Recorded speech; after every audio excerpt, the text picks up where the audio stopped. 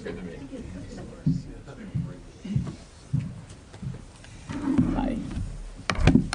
Hi. Good afternoon, and thank you for joining us today and for your interest in the topic today, sequestration, as well as most of you know by now, in accordance with the law, we have notified Congress today about the potential for furloughs.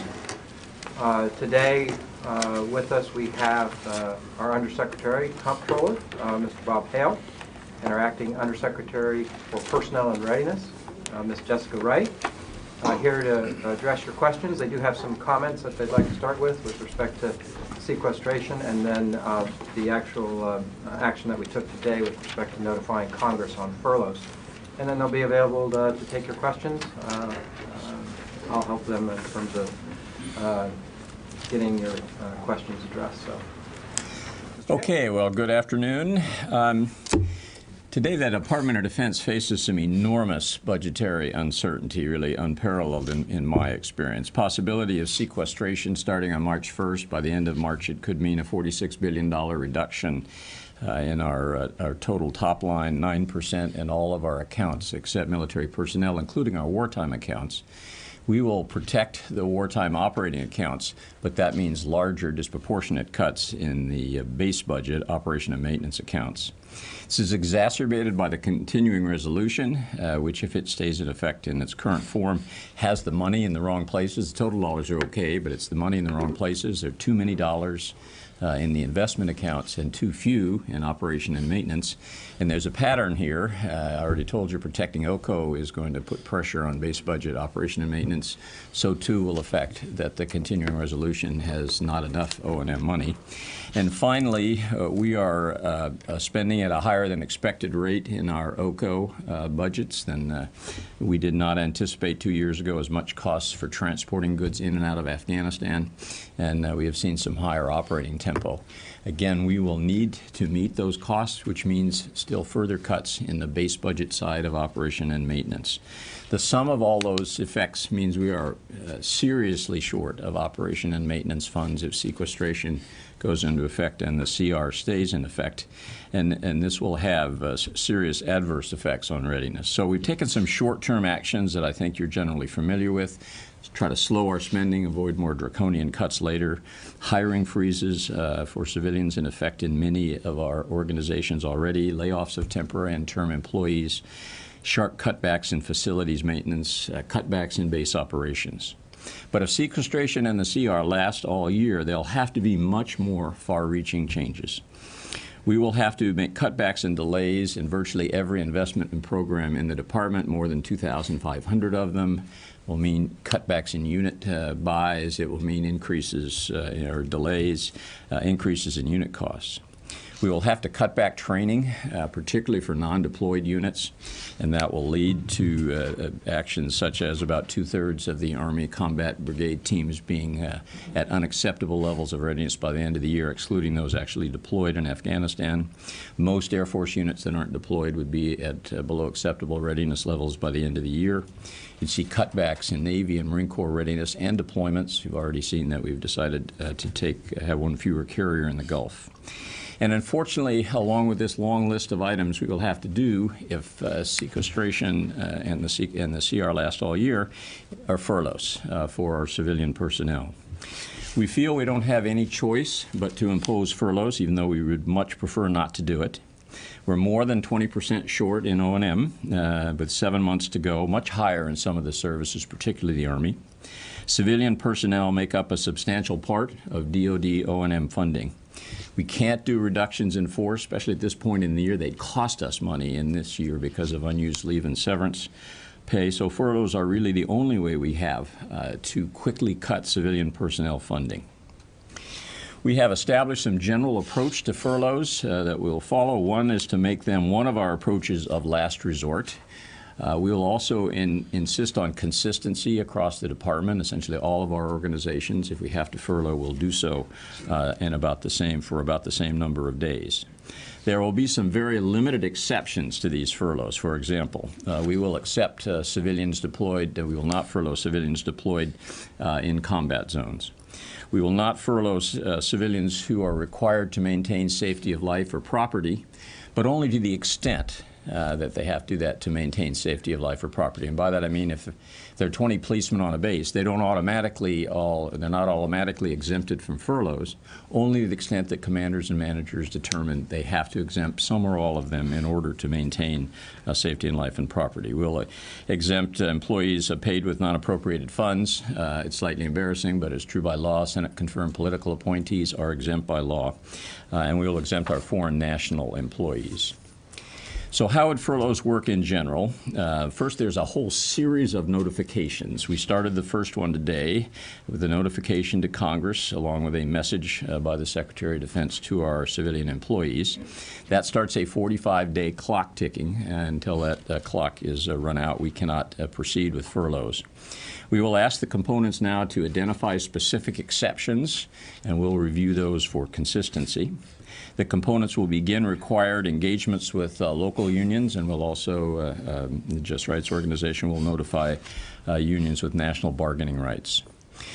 At some point in mid-March, we will send a notification to each employee who may be furloughed. That starts a 30-day clock waiting period before we can take any action. And then later on in April, we will send a decision to employees, and they have a one-week period once we've made that decision to appeal to the Merit Systems Protection Board.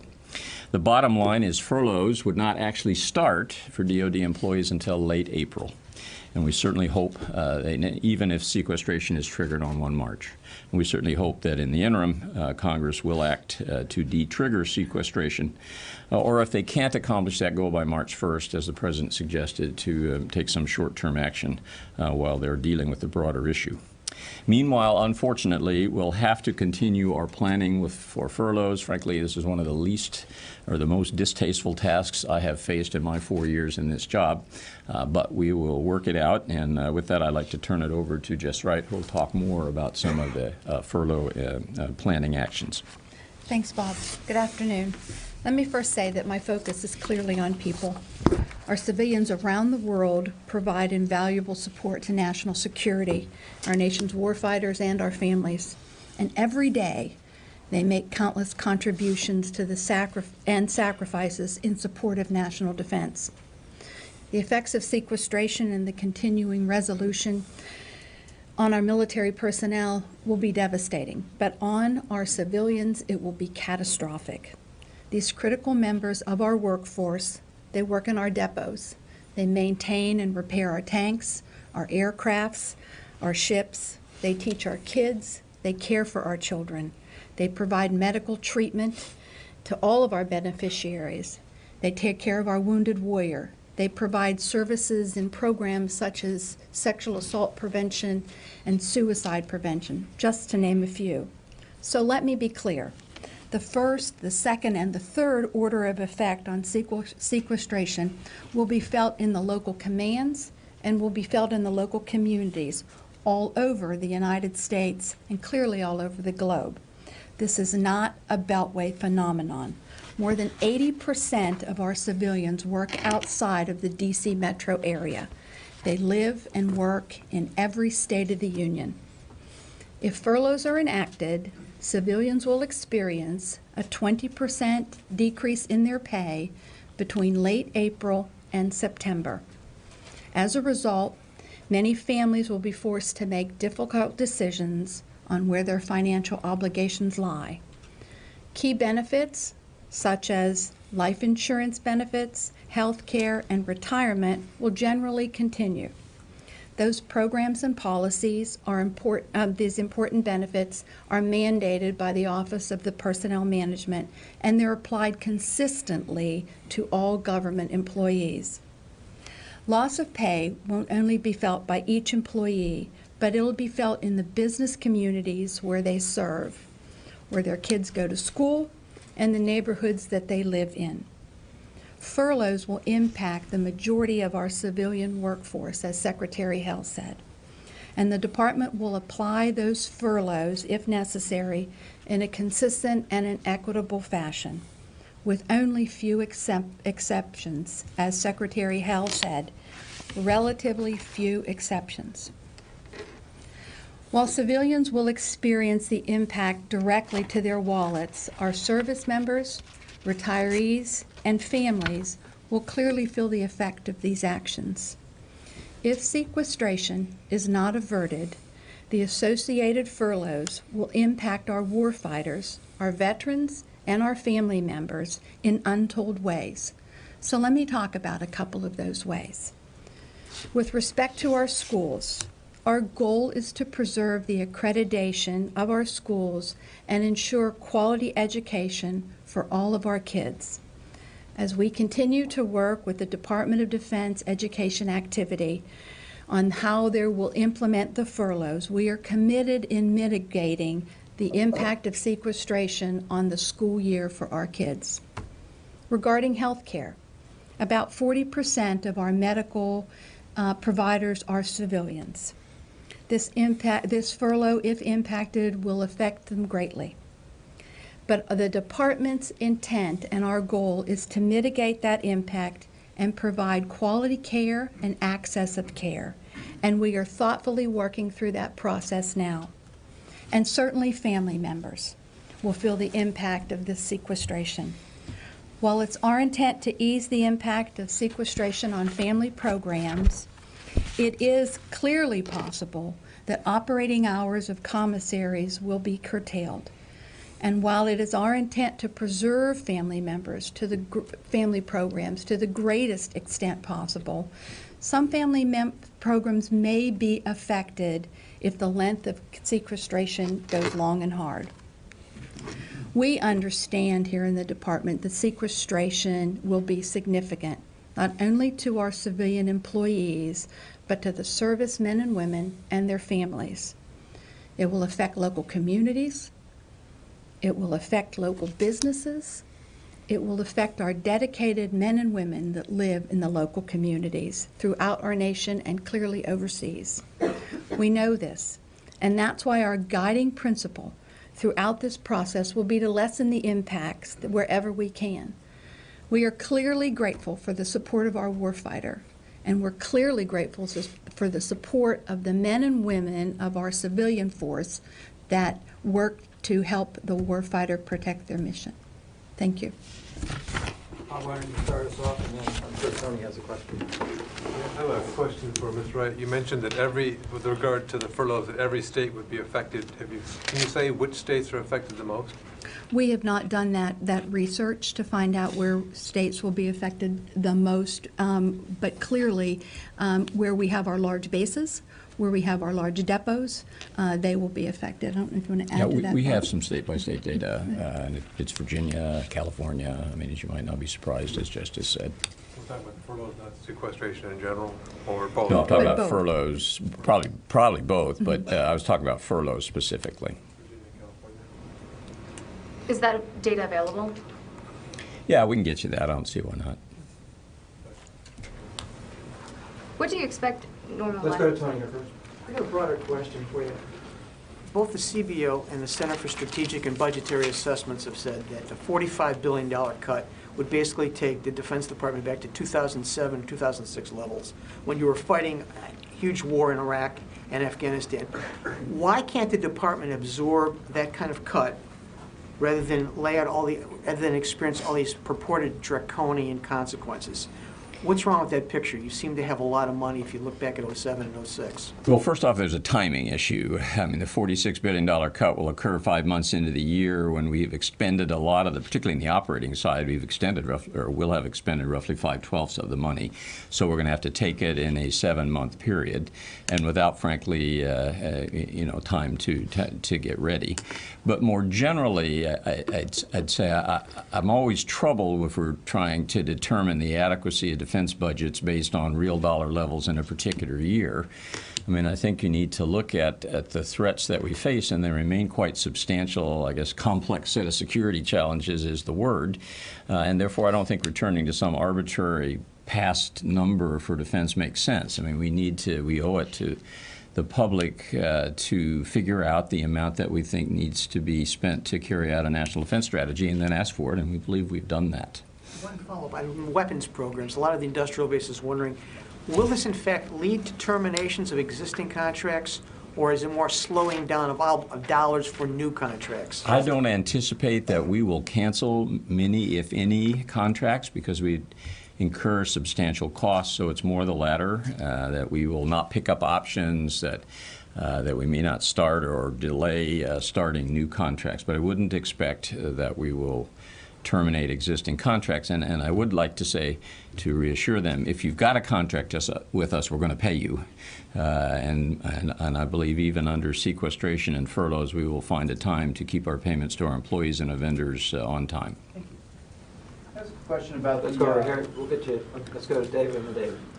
If the base number of civilians who work for the Department of Defense is 800,000, how many do you expect to be furloughed?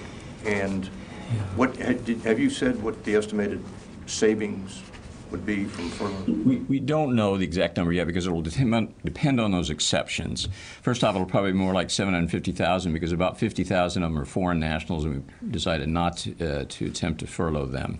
But there will be some exceptions that will make it smaller. Our estimate is $4 to $5 billion of savings in the remainder of fiscal 13. And again, it's going to depend on how many exceptions there are, and that's a process we've just started to ask our commands to identify. All right, but on the number or the percentage that are likely to be furloughed, I realize you just started that, but you must, is it going to be more than 50%? And on the I think so. And on the 46,000 temporary and term employees that are being already terminated, can you say how far that process is along? How many of those people have been laid off? What percentage point?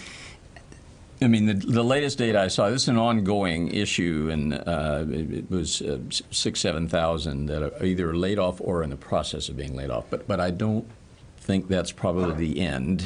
I think you'll see more, but I honestly don't know. Again, for those near-term actions, that one in particular, the layoffs, we did allow mission-critical exceptions, and we don't know exactly what our commands will do. At what point will you have the mission-critical? Well, I would think by the end of this month, we probably have a pretty good idea because we'll be heading into more detailed planning at that point. And actually, assuming this goes forward, which I sure hope it doesn't, that we will be going forward. I have a question about the exemption. Oh, I'm sorry. Go ahead. No. The exemptions. Can you tell us more about who is going to decide? I mean, which employees to exempt from furloughs, and how that process works? And do you have any estimates on how many people might be exempted? We have powered down to the services to have them review their civilian employees with the exemption process and criteria that we have given them. I want to bring you back to our civilian workforce. It's hugely valuable, and they contribute just tons to what we do here in the department and worldwide. But saying that, if we have to do this furlough, like Secretary Hale said, exemptions will be relatively small. We've asked the services to come back with a plan, to give us the plan on the 1st of March. We will review that plan with the criteria that we've outlined for exemptions, and go forward from there. So we don't have a number yet that I can give you on who or a percentage that would be exempt. What will life on a military base look like as far as, with the closures and the stuff that you're talking about, the shortened hours? What do you expect to see? As I said in the opening comments, I truly believe that our civilians add such value to the warfight effort and to life on a military base. And so if furloughed, we will see a reduction in some of either the services or, for example, the commissary hours. So life on a military base, if that base has a commissary, that will impact those individuals that use the commissary. And frankly, until we find out what the exemptions are, until we find out how this is going to be applied, I can't give you a daily routine of what a generic day would be on a military base should we face such a a catastrophic event as furloughing our civilian employees. Can I answer that in a broader context and add on to what Jess has said? Our personnel are committed to carrying out a mission to defend the United States. And I think one thing you're going to see is a great deal of frustration because they will see they can't train as much as they feel they need to and that the readiness of their units is degraded. If they're dealing with investments, they'll see disruption in all the programs they're managing. So there'll be some aspects of daily life that will be affected. But I think that their satisfaction with the mission, if you will, is going to be adversely affected. And that's important to these people, both our civilians and our military. Yeah, we're here. Yeah. Does the furlough apply to intelligence employees that are funded by the National Intelligence Program? Because, as you know, the Director of National Intelligence said that the furlough should not apply to them. I don't know that a final decision has been made there. We have said, as I mentioned, that for DoD employees, other than the NIP employees, we will ensure consistency. Decided that, but that's a decision that will have to be made by ODNI, and I don't know that they've made it. So that's a decision for ODNI, not DoD? I think it will be, in conjunction with the Office of Management and Budget, which will oversee this for the government as a whole. And can you give me just a ballpark figure of how many people we're talking about under the NIP? Ooh, I want to say 25,000. Does that sound right, Mary? All right. We can get that number. Don't hold me. I think I better get back to you. Let's go right here and then here. Mr. Hale, you just spoke of frustration on the bases. You know, what is there any type of study on what impact sequestration and this fiscal uncertainty has had on recruiting or will have on recruitment efforts? Perhaps recruiting commands themselves, but also just the ability of these services to recruit for the future. It could potentially affect the process station, military entrance processing stations, because some of those individuals are civilian employees. So it could potentially affect the slowdown of that processing, the physicals that are performed, the testing that is given.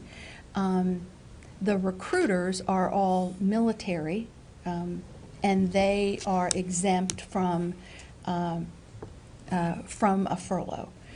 So the second and third order of effect of getting somebody in can slow the process. Yeah, you said that by the end of this process, it's possible you have 2/3 of troops would not be at unacceptable levels of readiness. Will that affect future deployments? I mean, after this, will that slow down and change future deployments? It could. I said 2/3 of the Army active combat brigade teams, other than those that are currently deployed, would be at below acceptable levels of readiness. Yes, it could affect their ability to deploy to a new contingency if one occurred, or if this goes on long enough, even to Afghanistan, and is a concern.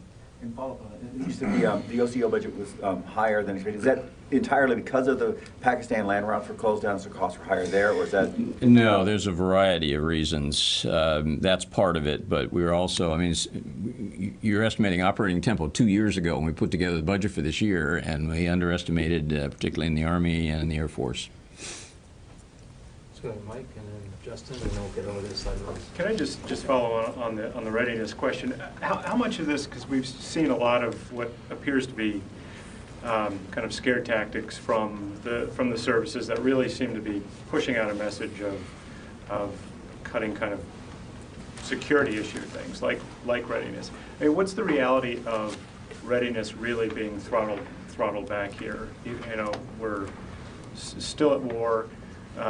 And what the message is that this, has a long-term effect, and you might have to keep troops on the ground longer. I mean, is this something that will kind of allowed to be happen? That will allow to be pushed down the road, or? Well, I mean, we got 7 months to go. We're short.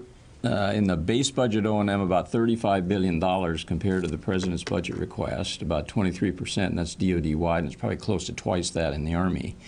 We don't have a lot of choices. Now, I can hope several things happen. That's the result of sequestration, but also the current continuing resolution. If either got fixed, that would help, and we might see some action on either one. And if both got fixed, that would help a lot.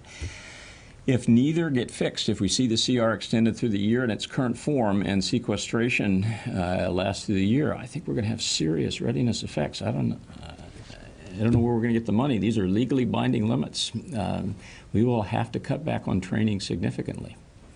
We've heard, you know, when up on the Hill, when some of the service chiefs are pushed, they said, well, you know, we could then move money around from this account to this account for other options. I mean, is that an option for readiness as well?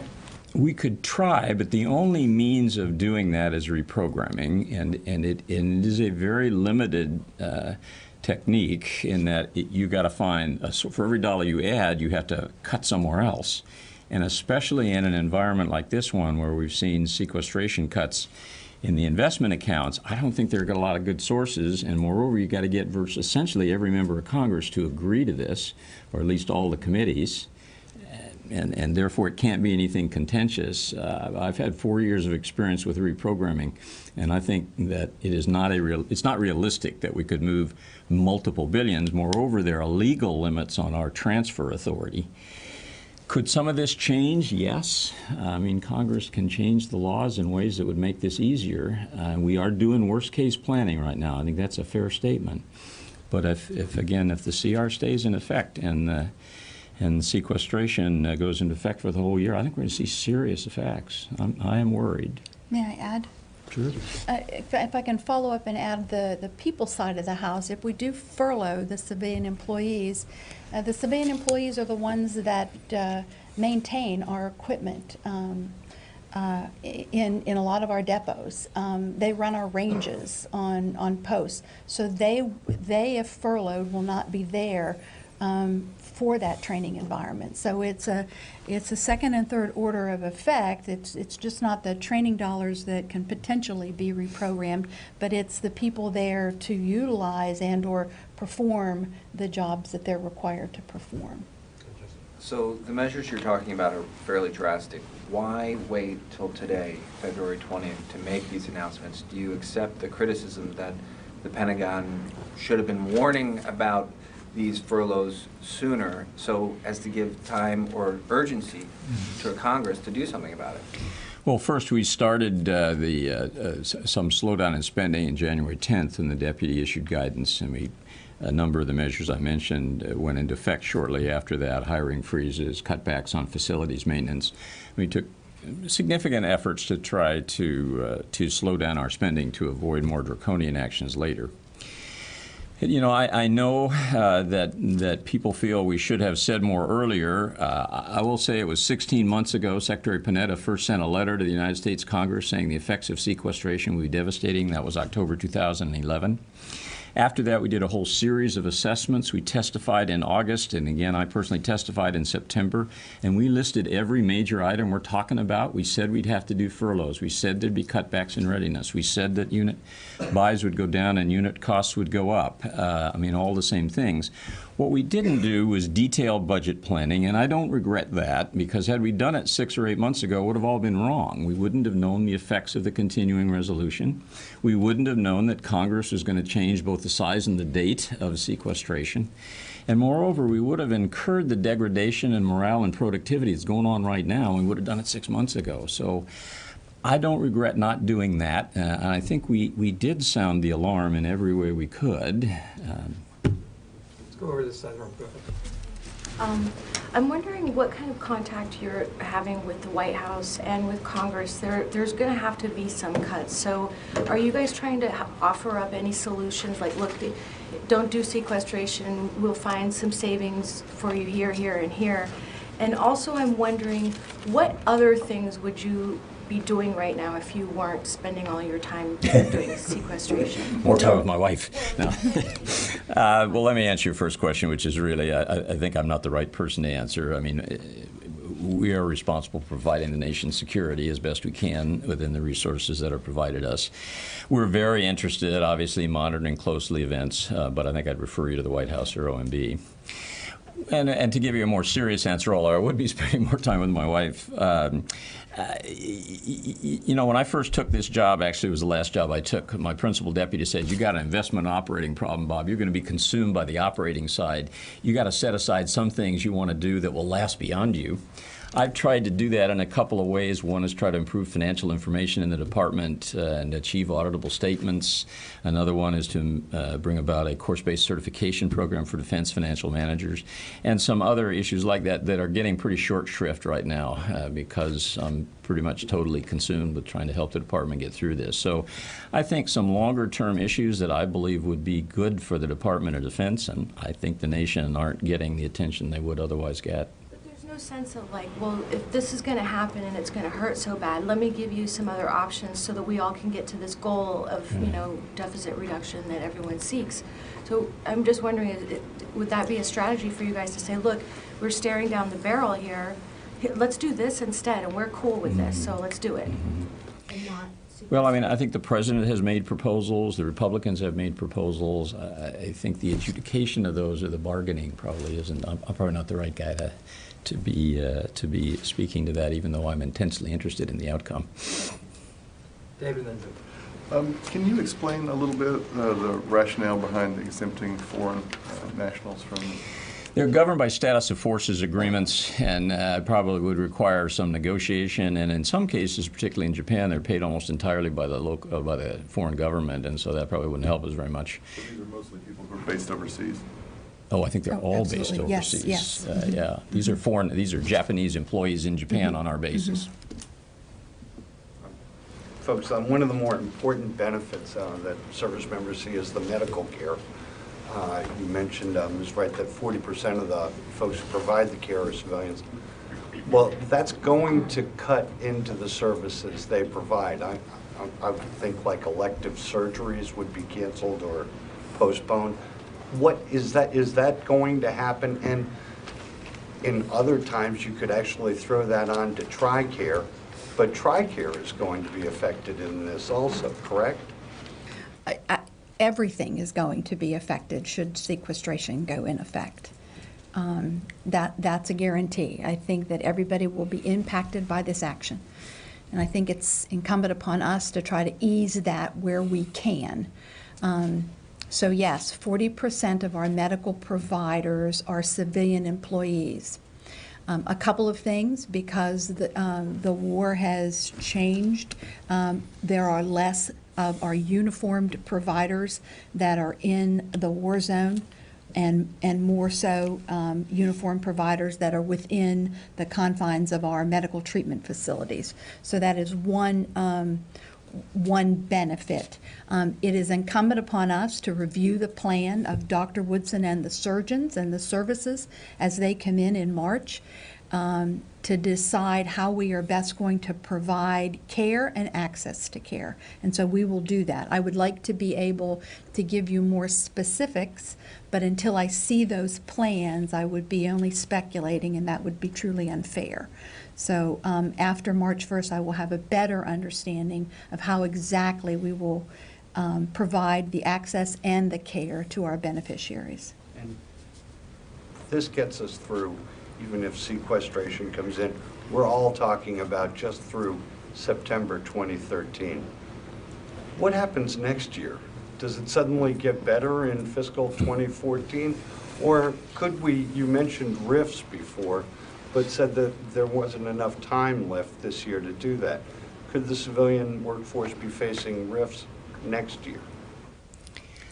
Well, I can't rule it out. I mean, the Budget Control Act actually requires that the caps on discretionary funding beyond fiscal 13 be lowered for defense by $50 to $55 billion a year, and many other agencies as well. If those come to pass, then we will have to look at a new defense strategy. That would be the first thing that we would do, that would accept more risk and also accommodate a smaller military. And at that point, we would be talking about significant reductions in the size of the military workforce as well, probably as the civilian workforce and many others. The only difference is there we would have some time and the ability to do it in a manner that reflects a new strategy as opposed to this kind of across-the-board cuts that we face right now. So we still are facing problems. Yes, I mean, potentially, we can hope for a big budget deal that arrives at some accommodation, and I devoutly would wish for some budget stability right now, and I think it would benefit the department and the nation. But absent a deal of that sort, then yes, I think we'll continue to face some uncertainty into the future. We've got time for a couple more. Let's get a few folks that haven't had a chance. Let's go back to Steve, and then right here. Are there any estimates of what kind of impact there will be on the contractor working force and what kinds of jobs might be lost? I don't, I mean, there are a lot of private sector agencies that have made job loss numbers. I'll let them speak for themselves. I can tell you that for sequestration, we need to take $46 billion. $4 to $5 billion of that will come from furloughs if we end up doing them for the maximum period of time. There'd be some additional savings from laying off temporary and term employees, and I don't know for sure what that would be. But it leaves maybe $40 billion or so that is going to be accommodated by cutbacks in purchases from the private sector. Weapons purchases, service contracts, a lot of different kinds. So there'll be very substantial effects on the private sector as well. But I can't give you job loss numbers, although there are a number of private organizations that have made estimates.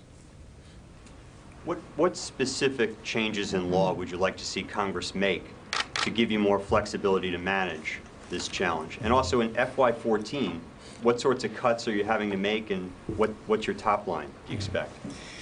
Well, first off, the change I want the United States Congress to make is to pass a balanced budget deficit reduction package that the President can sign and de-trigger sequestration, and to pass appropriations bills. That's what I'd like for Christmas. I know it's late, but I really would like it. That's what would solve our problem. In terms of a flexibility, you know, we're 5 months into the fiscal year, facing a $46 billion cut. Even if you said you can do it wherever you want, we would have to go after just about every dollar that isn't obligated in order to get those cuts that quickly. And I know that there have been suggestions that, well, we can, quote, solve this problem by giving flexibility. I don't think it would help that much this far into the fiscal year. And if it makes sequestration more likely to either occur or persist, I think it's a bad deal, the flexibility. As far as the future, at the moment, the guidance we have from OMB is not to count on these not to plan for these large cuts that could occur under the Budget Control Act.